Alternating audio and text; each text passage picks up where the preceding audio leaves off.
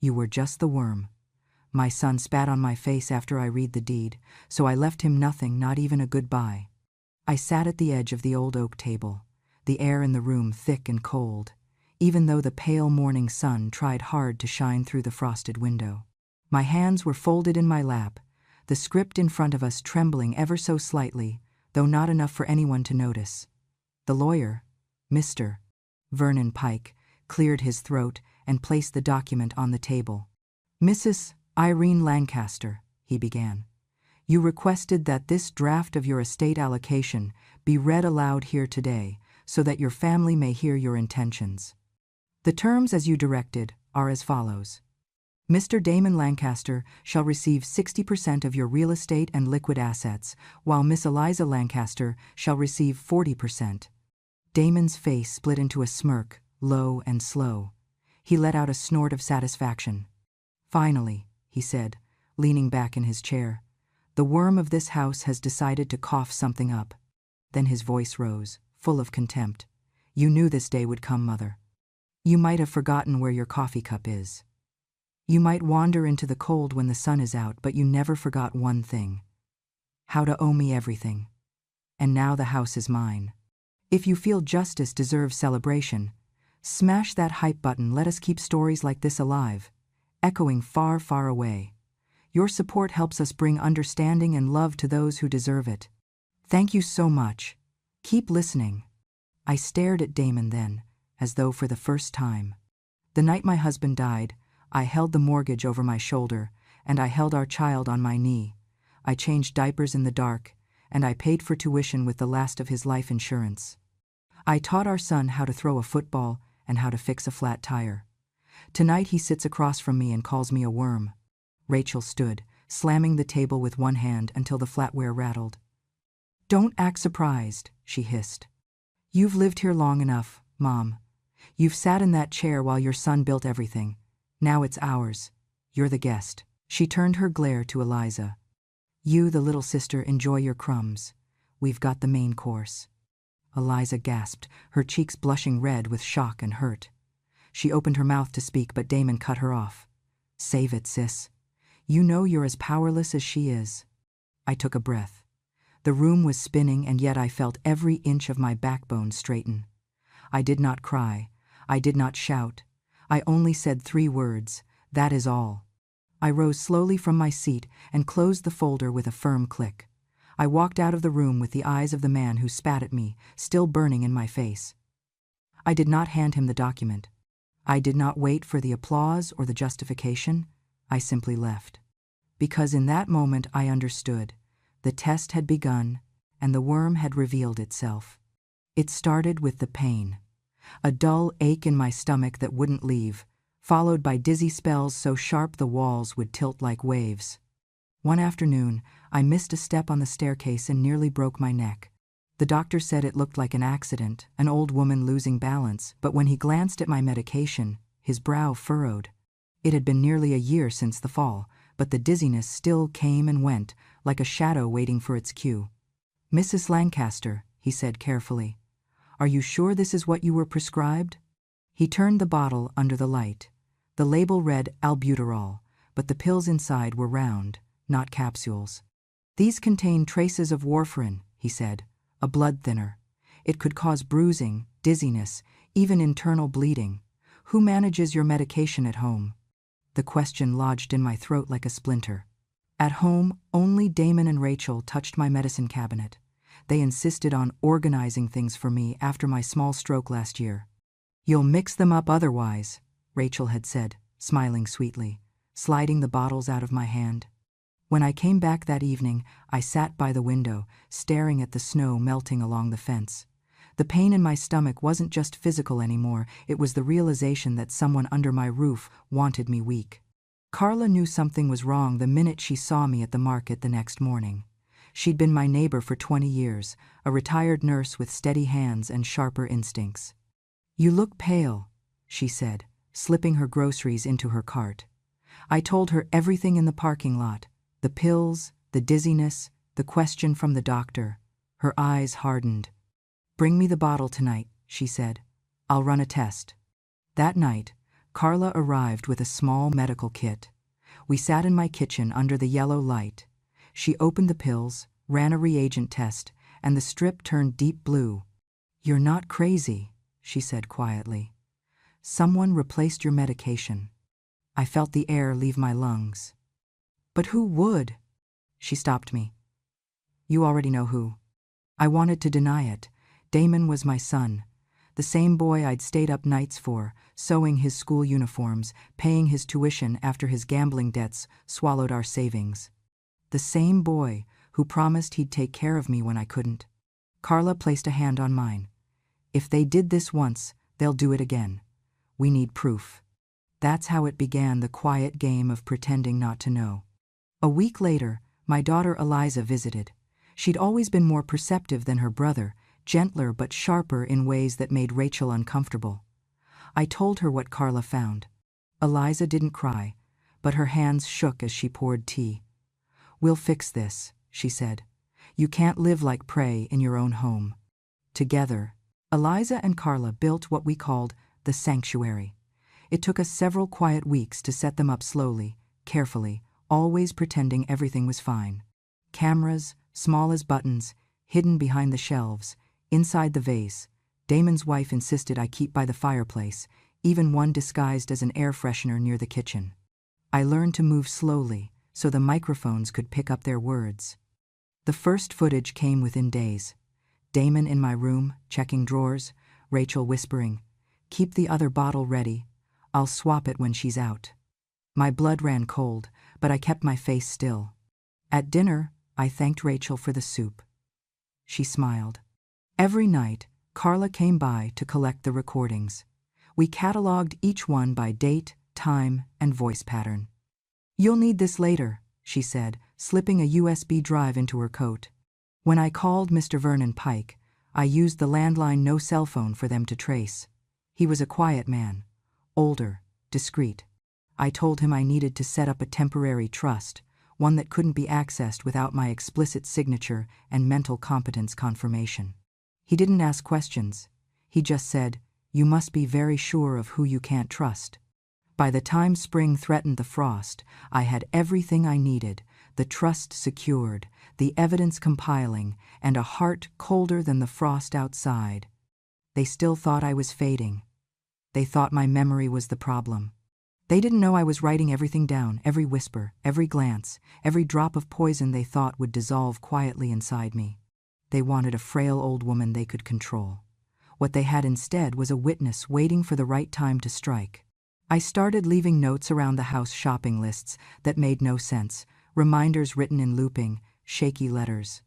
Sometimes I called Damon father or asked Rachel what day it was, even when I knew it exactly. The performance came easily. The body already knew the rhythm of decay, and I only had to mimic it. They bought it faster than I expected. Damon began barking orders as if the house had already changed owners. "Mom, the upstairs is cluttered. Clear out your junk this weekend. I need that room for storage." He didn't ask. He instructed. I smiled and nodded, as though my mind were too slow to comprehend. 2 days later, Rachel came into my bedroom with garbage bags. "These old clothes? They smell like mildew." She didn't wait for permission. She threw half my wardrobe in the trash, humming some upbeat tune while she worked. Then, standing in the doorway, she said the words that told me exactly who she'd become. "You only exist because people pity you. One good fall, and we'll all finally get a little peace." I sat still, watching her reflection in the mirror. She smiled at herself as she tied the bag. That night, I shuffled into the kitchen, dropped a glass on the floor, and stood there pretending not to know where the broom was. Rachel appeared within seconds, phone already in her hand, camera rolling. "Look at this," she whispered. "Perfect. Just look at her. She doesn't even know what she's doing." Damon laughed from the living room. "Keep the clips organized. We'll need a few more before the court visit."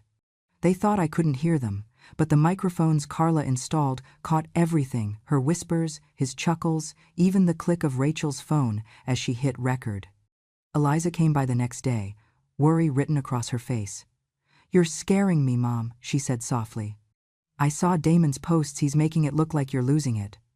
I reached for her hand under the table and gave it a small squeeze. Let them think so, I said. The only way to catch a thief is to make him believe the door's already open. Damon walked in then, seeing us together. His voice hardened. Eliza, if you're here to interfere again, don't bother coming back. You don't live here, you don't have a say. Eliza froze, eyes wide, but I motioned for her to stay quiet. When she left, Damon turned to me, his mouth curled. She's learning her place, you should too. That evening, Rachel poured wine and leaned back on the couch, her phone in hand. You think the lawyer will believe us now? She said. Damon shrugged. We need more footage of her slipping, more of her forgetting who she is. Once we prove incompetence, the court gives me control. No contest. Simple. He grinned. By Christmas, this place is ours. I sat in my chair by the fire, pretending to hum an old tune. My hands shook slightly, just enough to look frail, just enough to look helpless. What they didn't see was the tiny flash drive sewn into the lining of my sweater containing every word, every threat, every laugh. That night, after they went to bed, I pulled the drive out and labeled the file folders. 1. Medication switch. 2. Verbal abuse kitchen. 3. Incapacity plan. I watched the footage from earlier, Rachel holding the camera close to my face, whispering, "One more fall, and she's gone." Damon's voice followed, "You can't rush it. She needs to look sick, not murdered." The bile rose in my throat, but I pressed save. The next morning, I forgot to turn off the stove. The alarm blared. Rachel came running with her phone again. "This is gold," she said, giggling. "Perfect. Exactly what we need." She didn't see that the stove had already been unplugged from the back. By the end of that week, they had enough clips to convince themselves victory was near. Damon even practiced his speech in the mirror, rehearsing sorrowful expressions. "My poor mother," he said dramatically. "She's not the woman she used to be. It's best if I handle things now." I recorded that too. One evening, I walked next door, still playing the part. Carla opened her door before I could knock twice. "They're accelerating," I whispered. "They're recording everything." Carla nodded, handing me a cup of tea. "And so are you." Later, I returned home and found Damon in my room, rifling through my drawers. He froze when he saw me. "I was just looking for the electric bill," he said. I smiled faintly. "You'll find it soon enough," I told him. When he left, I sat on the edge of the bed and opened my journal. I wrote, "Every lie needs an audience. I'll give them one." The cameras blinked softly in the dark, steady little witnesses hidden in the quiet corners of a house that no longer felt like mine. They thought I was losing control, but every stumble, every mistake, every trembling word was being archived, proof that I hadn't lost my mind. I was documenting theirs. A month passed. Long enough for Damon and Rachel to believe they had won, long enough for them to drop their guard. The house felt quieter, almost forgiving. I let them think I was retreating into old age, fading gently like wallpaper. Then, one Thursday morning, I called them all. My voice, soft but steady, carried through the phone. "Let's have dinner together next Sunday. It's been a hard month. I want to talk, as a family." Damon laughed on the other end. "You're not dying, are you?" His tone was mock-concerned. Rachel's voice echoed faintly in the background. "Tell her we'll bring wine, cheap wine. It'd be fitting." Eliza hesitated when I called her. "Mom, are you sure you want them here again?" she asked. I could hear the tension in her breath. "I'm sure," I said. "Bring the envelope I gave you last month. Don't open it until I say so." Sunday came with a biting wind. Damon and Rachel arrived first, stomping snow off their boots, acting like they owned the place. Rachel looked around, smirking. "Did you redecorate, Irene? Or are we still pretending you have taste?" Damon grinned, dropping his coat over the back of a chair. "So, what's the occasion, Mother? You finally ready to hand over the rest of your estate? Or is this another one of your guilt dinners?" Eliza arrived last, quiet but composed, clutching the sealed envelope. She took her seat across from Damon, her eyes scanning the room as if she could sense something was different. I served them tea myself, one last courtesy. The air was tight with forced politeness. When the cups were set down, I spoke. I know the last few weeks have been tense. I made mistakes, and perhaps I wasn't clear. So tonight, I want transparency. Eliza, please hand your brother the envelope. She did. Damon tore it open without hesitation, reading aloud with a sneer that deepened by the line. To my son Damon and my daughter Eliza, my estate shall be divided equally between you, provided that neither party engages in acts of cruelty, coercion, or neglect against me. Should any evidence of such behavior be discovered, that share shall be revoked in full and transferred to the other. He scoffed. What kind of nonsense is this? Are you testing me again? Rachel crossed her arms. Oh, please, this is pathetic. Eliza said nothing. She simply looked at me, waiting. I met Damon's gaze. You asked me once what you deserved. I thought it was time you saw the answer for yourself. I lifted the small remote beside my teacup and pressed play. The television flickered to life, filling the room with the grainy glow of the living room camera. The first clip showed Rachel standing by the sink, her voice crisp and venomous. You're just a burden. The only reason you're still breathing is because we haven't signed the papers yet. The next clip showed Damon, leaning over my chair, snatching my pills from my hand. You don't even know what's in these, do you? Maybe I should just speed this up. Then another. Rachel laughing as I stumbled near the staircase. If she falls, it's not our fault. She shouldn't wander. Eliza's eyes filled with tears. Damon's face went pale, then red. Rachel jumped up. You edited this, she shouted. You think anyone will believe? I cut her off. The footage is already backed up and submitted to my lawyer. It's time-stamped, authenticated, and cross-referenced with medical reports. The pills, the bruises, the laughter, all documented. Damon stood abruptly, knocking over his chair. How dare you record us? I held his gaze, calm, unshaken. How dare you try to kill me? The silence that followed felt like a door slamming shut. Rachel tried to reach for Damon's arm, but he shook her off. His face twisted, and his voice cracked with fury. You think you can ruin my life with your little show? You're insane. I leaned forward. No, son. I was many things: tired, quiet, forgiving. But insane? Never. I pulled another document from my coat and slid it across the table. This is the official will, notarized yesterday. Every account, every property, every asset now belongs solely to Eliza. Damon's breath hitched. You can't. I can, I said, and I did. Rachel's face drained of color. You tricked us. I smiled faintly. No, you revealed yourselves. The first document was a draft. This one is the truth. Damon slammed his fists on the table. You had this planned all along, didn't you? I looked him squarely in the eyes. For a long time, since the day the doctor found poison in my pills. He froze. Eliza's hand trembled as she reached for mine. Mom! I squeezed her fingers gently. Justice doesn't shout, sweetheart, it remembers. Damon's breathing turned ragged. You won't get away with this. But I was already standing. Sit down, Damon. For once in your life, listen. I looked at him the way a mother looks at her child for the last time, without fear, without hope, without hate. You were born from my blood, but you fed on my silence. You wanted everything I had, but you forgot one thing. I built all this without you, and now you'll have to learn to live without me. He opened his mouth, but no sound came. I turned to Eliza. Keep the papers safe, and when this is all over, burn the draft.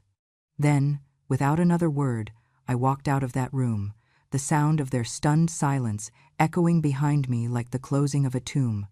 By the end of that week, everything began to unravel, not because I lifted a finger, but because truth travels faster than lies once you let it breathe. The first hit came for Rachel. She'd been collecting government stipends as my primary caregiver, falsifying reports that she spent 40 hours a week attending to me. When the agency reviewed the footage, her mocking me, her voice clear as glass saying I wish she'd just dropped dead already, they opened a formal investigation. By Tuesday, she was summoned for questioning. The look on her face when the officers came to the door was the first honest expression I'd seen on her in years. Damon's turn came 2 days later. Someone, Eliza, most likely had sent the footage to his company. His boss, a polished man with little tolerance for scandal, called him in. The video had already circulated among employees. Damon's voice played over the conference speakers. If she falls, it's not our fault. She shouldn't wander. The HR report labeled it public evidence of elder abuse. They gave him 10 minutes to clear his desk. By Friday morning, the neighborhood knew. Within hours, the footage spread online. Truth has a way of finding its audience. How can a man treat his own mother like this? They tried to kill her for money. Disgusting monsters. The video went viral within hours. Rachel's business clients pulled their contracts. Damon's phone rang until he shut it off. I didn't post it, but I didn't take it down either. Some truths don't need protection. The following weekend, Eliza arrived with the legal keys to everything: the deed, the trust documents, the transfer confirmation. She held them gently, as if they might burn her fingers. "Mom," she said quietly, "I can't live here. Not in this house. It feels like they're still inside it." I nodded. "Then don't. Let the walls rest." We walked through the house one last time. The air smelled of dust and bleach, memories dissolving in silence. In the kitchen, the same spot where Rachel once stood sneering. Sunlight now cut through the curtains like forgiveness that had finally found its way in. Outside, movers sealed the front door with a simple wooden board. I watched as they nailed it shut. The hammer's echo was clean, final, like a gavel striking the past. Damon showed up just as the last nail went in. His eyes were wild, red-rimmed from nights without sleep. "You can't do this," he shouted, stumbling toward me. "You ruined my life. You turned everyone against me. How dare you?" I turned to face him fully, calm as winter. "How dare I?" said softly. "I didn't ruin you, Damon. I only gave you the stage, and you performed." He clenched his fists, voice cracking into a growl. "You can't just walk away like this, Mother." I looked at him, really looked, and saw the frightened boy I once loved hiding behind a man who chose greed over grace. "You keep saying I did this," I said. "But I didn't. You did.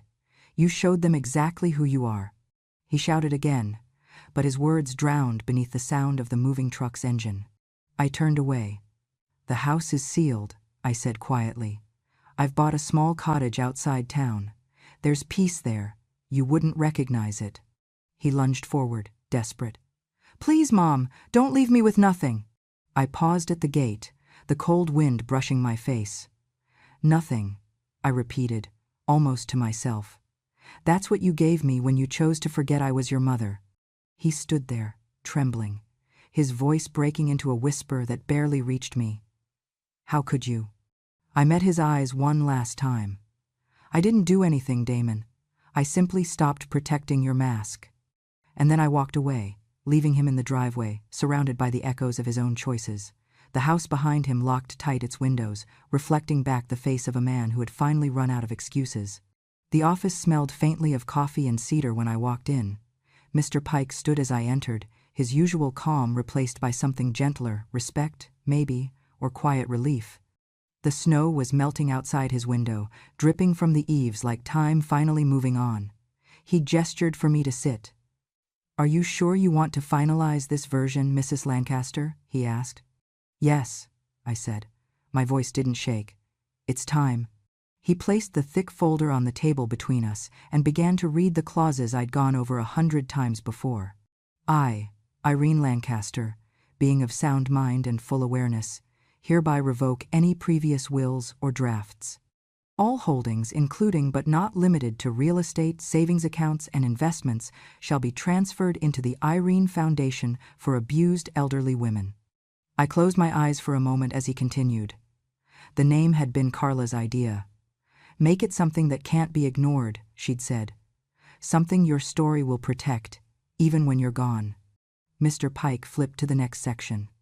A designated portion of the trust shall be allocated to Miss Sophie Harland, daughter of the late Carla Harland, in recognition of her ongoing care and assistance during a period of distress. Sophie dear. Quiet Sophie had been there when I could barely lift my head from the pillow. She was only 20, but her kindness had the steadiness of someone who'd already seen too much.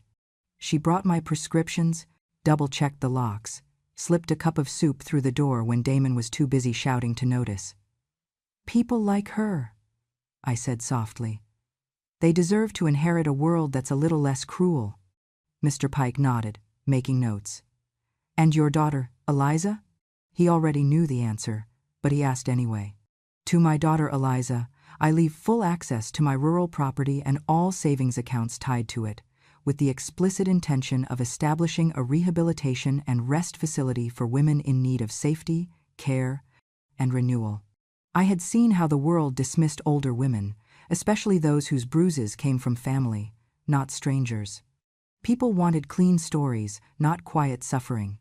I wanted to build something that could not be erased. When he finished reading, I signed at the bottom of the page, the pen scratching softly against paper. Mr. Pike sealed the folder, affixed the official stamp, and placed it in the locked drawer behind him. "That's it then," he said. "It's done." I let out a slow breath. "It's strange," I murmured. "I spent half my life praying my children would love me. Now I just hope they learn not to hurt anyone else." Mr. Pike watched me closely. "Do you regret any of it?" I thought of Damon's face, twisted with greed, his voice heavy with resentment. I thought of Rachel's laughter, echoing through the house while I trembled on the stairs. And then I thought of Eliza, holding my hand without needing words. "No," I said finally. "Regret belongs to people who still want to rewrite the past. I only want to protect what's left of the future." He smiled, signing the witness page beside mine. "You've done that, and more." As I stood to leave, I turned once more toward the window. Snow was falling again, slow, steady, cleansing. "I used to think justice meant punishment," I said. "Now I think it just means peace." He gave a small nod. "Then I think you've found it." When I stepped outside, Sophie was waiting by the car, bundled in a worn coat that had once belonged to her mother. She smiled when she saw me. "All done?" "All done," I said. We drove toward the hills, where Eliza was already working on the plans for the new home, the one that would carry my name but not my sorrow. For the first time in years, I felt something close to freedom. I wasn't leaving a legacy of wealth or guilt. I was leaving proof that silence, when used wisely, could rebuild an entire life. And that was more than enough. The letters began arriving 3 weeks after the will went public. At first, it was 1 or 2 a day envelopes with shaky handwriting, stamps crooked at the corners. Then came the dozens, then hundreds. My small post box in the cottage overflowed like a confession booth that had finally been unlocked. Some came folded and tear-stained, written in pencil on scrap paper or the backs of grocery receipts. Others were typed, printed by social workers or kind neighbors for people whose hands could no longer steady a pen. Each one carried a piece of someone who had been silenced for too long. One woman wrote from Kansas. "I thought I was just the invisible one. They took my pension, called me senile when I cried. But after seeing you stand up for yourself, I called the police. I'm not invisible anymore." Another came from Oregon, the handwriting neat but trembling. "My daughter told everyone I was losing my mind. I kept quiet until I saw your face on the news. Thank you for reminding me that silence can also speak." I sat at my kitchen table reading them for hours, the letters spread out like old quilts. Each word was heavy with history of broken trust, of small cruelties disguised as care, of women who once carried everyone else's burdens until they collapsed under their own. Sometimes I had to stop reading. The pain was too familiar. But then I'd see the closing lines, those small, defiant sentences that glowed like embers. I told the nurse. I moved out. I told him no, and I would keep going. Eliza came by one afternoon with a box of envelopes and 2 mugs of coffee. "There's more," she said, setting them on the counter. "We're getting emails, too. Social workers, volunteers, even church groups, they want to help." I smiled faintly. It's not me they're thanking, you know. She shook her head. No, Mom, they're thanking the part of you that refused to die quietly. Together, we spent the week answering as many as we could. I dictated replies. She typed them up, careful not to change a single word I said. Each letter began the same way. You are not alone. You are not what they said you were. And it is never too late to begin again. By the time spring came, Eliza suggested something I hadn't dared to imagine. Let's bring them together, she said. Not all at once, just a few. The ones nearby. People need to see that they're not isolated stories. We called it Mothers Not Forgotten. The first gathering took place in the converted barn beside the new property, the one Eliza was turning into a rest home. Sophie helped decorate it with dried lavender and soft yellow lights. We didn't advertise, just sent handwritten invitations to the names we recognized. That morning, I stood by the door as they arrived. Women in their 60s, 70s, even 90s. Some came on walkers, some with canes, some leaning on younger volunteers. Every one of them carried something unseen, scars, memories, and, for the first time, hope. When everyone had found a seat, I looked around the room. It was quiet at first, that kind of silence that used to frighten me. But then, one by one, they began to speak.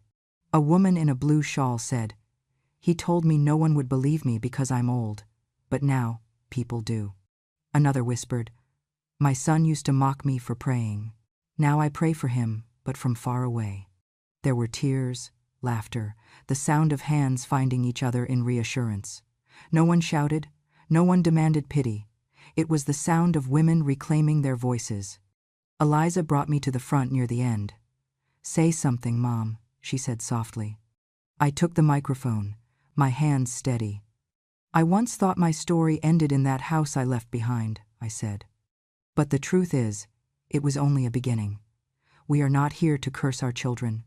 We are here to stop the silence that made them believe cruelty was power." The room was still for a heartbeat, and then it filled with applause. Not loud, not wild, just steady. The kind of applause that felt like breathing after holding it in for years. When it was over, I stepped outside. The air smelled like lilac and new grass. The world felt lighter somehow, though nothing about it had changed. Eliza came to stand beside me. "They're going to remember this," she said. I looked out over the hills, the sunlight catching on the windows of the little cottage beyond. "Good," I said, because the forgotten finally remembered themselves. The morning light slipped through the curtains like soft forgiveness. I sat by the window with my wool shawl wrapped around my shoulders, the old photo album resting open on my lap. The pages were thin, corners curling from years of touch. There they were, my children, frozen in time. Damon at 6, dirt on his chin, and a gap between his teeth. Eliza, a toddler, holding his hand like she already knew she'd be the one to keep him steady. They were both laughing, sunlight bouncing off their hair. I traced their faces with my fingertips, wondering when laughter had turned into rivalry and care into entitlement. The picture didn't answer me. It never does. The phone rang, slicing through the quiet. I let it ring twice before answering. "Mrs. Lancaster," a woman's voice said, bright, professional. "This is Nora Wells from the Herald. We're running a piece on your case, the guardianship overturn, the abuse footage, the legal precedent you've set. It's remarkable. The public deserves to hear your voice." For a moment, I said nothing. The fire crackled behind me, a single log sighing into ash. "My voice," I repeated softly. "People have already heard it. They just didn't listen." "I understand," the reporter said quickly, "but this could help others." I cut her off gently. "My story doesn't belong to headlines. It belongs to the ones who survived in silence and never got the chance to speak." She hesitated, then sighed. "Then at least, Mrs. Lancaster, thank you for being brave." Brave. It was such a small word for such a long life. I hung up and set the phone down. Outside, the sky was beginning to clear. The snow that had covered everything for months was melting in patches, revealing the green underneath, proof that winter never really wins. I looked back at the album. Damon's smile stared up at me again, innocent, untouched by greed or bitterness. You could have been so much more, I whispered. But you chose less. For years, I'd thought forgiveness meant forgetting. Now I know better. Forgiveness is remembering without letting it hurt anymore. There was a knock at the door. Come in, I said. Eliza stepped in, her cheeks flushed from the cold, carrying something wrapped in a soft cloth. She smiled when she saw me. You're up early. I've been visiting old ghosts, I said, closing the album. She placed the bundle in my lap. Inside was a half-finished scarf, thick yarn, blue and gray, still attached to the needles. You started this before everything happened, she said. I found it in the storage box. Thought you might want to finish it. I smiled faintly. It's uneven, I said, running my fingers along the rough stitches. So are we, Eliza replied, sitting beside me. We watched the snow fall outside for a while, both of us quiet, both listening to the wind weave through the trees. You know, she said finally, the women from Mothers Not Forgotten keep writing. They want to name the new hall after you, the Irene Center. I shook my head. No. Name it after Carla. She saw the truth before I dared to. Eliza tilted her head.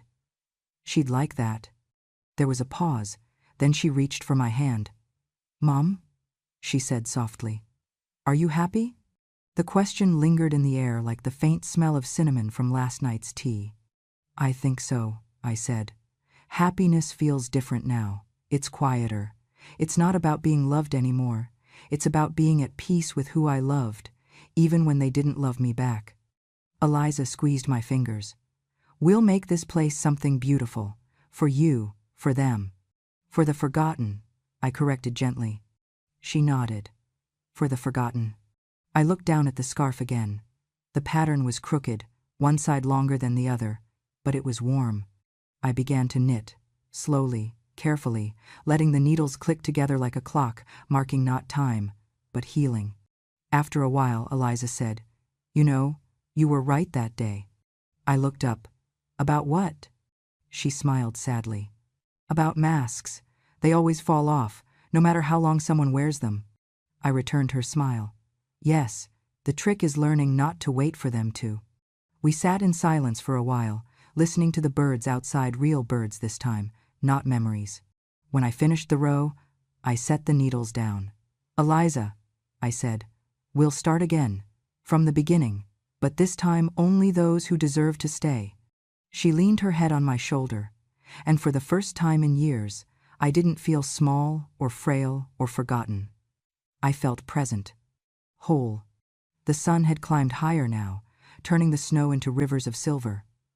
I thought of Damon somewhere in the city, surrounded by the ruins of what he'd built on deceit. I didn't hate him, I just no longer carried him. I whispered to the glass, to the reflection of the woman I used to be. I am not the worm. I never was. Outside, a bird landed on the windowsill, shook the snow off its wings, and began to sing. And for once, I didn't mistake it for a memory. It was a beginning. For the first time in my life, I wasn't rebuilding a house, I was rebuilding myself. The cottage was quiet that morning, too quiet, even for peace. The wind had dropped, the birds were still, and the old clock on the mantel had stopped ticking at dawn. I took it as a sign. Time, I thought, had finally stopped chasing me. The fire was low, just embers now, but it was enough to warm the letter I was holding. My handwriting wasn't as steady as it used to be. The loops were crooked, the lines uneven. But every word was deliberate. I had rewritten this letter 3 times, and still it felt both too much and not enough. It began simply. To my son, Damon. I stared at his name for a long time. Writing it felt like reopening an old wound that would never fully close. I had spent so many years trying to understand where I went wrong, what I said, what I didn't say, what silence of mine he mistook for weakness. But now, I understood something else. Not all mothers fail because they do too little.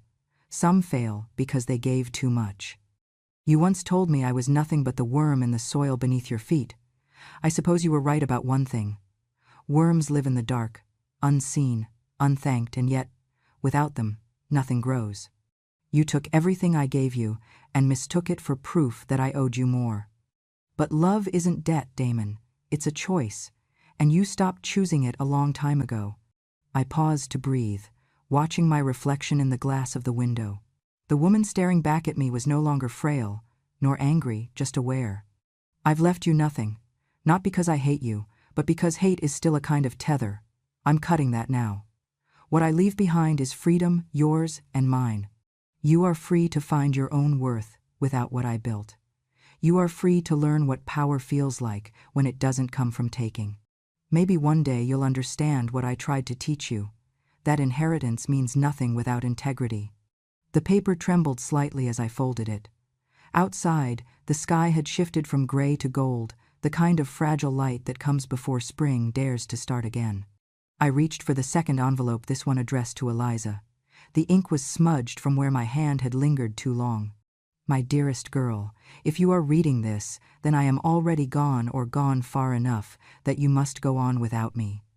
I have left the cottage to the foundation, as we planned. But the little things inside my books, the scarf, the tea set, those are yours. Use them, break them, live with them. Don't preserve them as relics. I built too many shrines in my life to things that hurt me. Promise me you won't do the same. Remember this. Forgiveness is not an open door. It's a window you open for yourself when the air gets too heavy to breathe. Keep it cracked, just enough for the light to come through. I smiled faintly as I sealed the second letter. Somewhere in the distance, I could hear Sophie outside, humming as she watered the garden beds. She had planted wildflowers this year, said they were for the women who'd come to the retreat. They'll bloom on their own, she told me. They don't need much. Maybe that was the point. Maybe we were all wildflowers, growing out of things that should have killed us. I pushed myself up from the chair and walked to the small chest near the door. Inside were the two envelopes, a locket with Richard's photo and a USB drive labeled "For the Next Woman Who Needs Proof." It contained every recording, every file, every whisper that once saved me. I didn't want it gone. I wanted it ready for whoever might need it next. When I stepped outside, the wind had picked up again. Sophie looked up from the garden and smiled. "You're up early," she said. "I couldn't sleep," I admitted. "The day feels different." She nodded. "The sky looks like it's remembering how to breathe." I handed her the small chest. "Keep this safe. If anything ever happens, give it to Eliza." She looked worried. "Are you sure, Mrs. Lancaster?" I smiled. "I'm sure. Some truths belong to more than one lifetime." She hesitated, then took it gently. "The way you hold something alive." I walked past the gate, down the narrow path that led toward the field behind the cottage. The snow had melted, revealing the faint lines of old roots and the dark, rich earth beneath. I sat on the bench beneath the birch tree, the same one Richard and I had planted 50 years ago when the world still felt simple. I closed my eyes and listened to the wind, the earth, the quiet hum of life continuing without me. For the first time in decades, I wasn't afraid of what came next.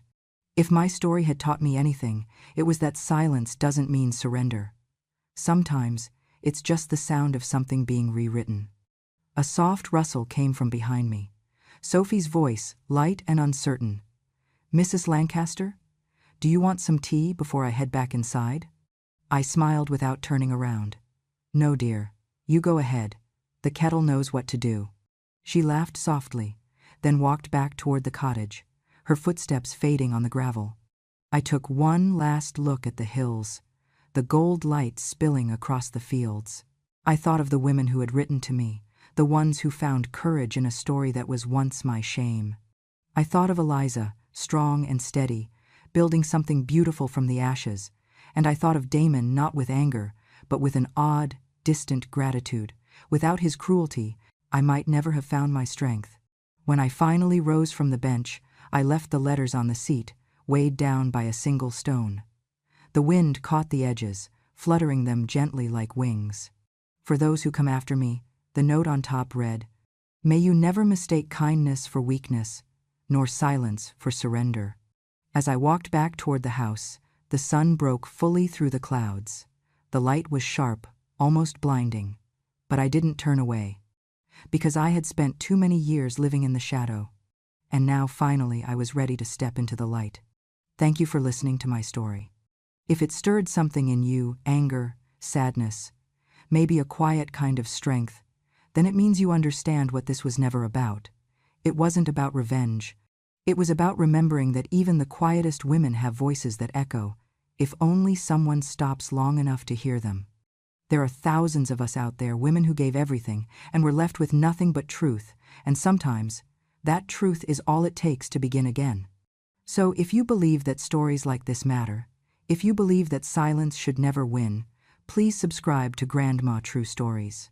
Here, we speak softly, but we are never silent. Here, we remember those the world tried to forget. And here, justice doesn't need to shout, it simply endures. Thank you, my dear ones, for listening. Until next time, keep your heart kind, your mind sharp, and your memories your own.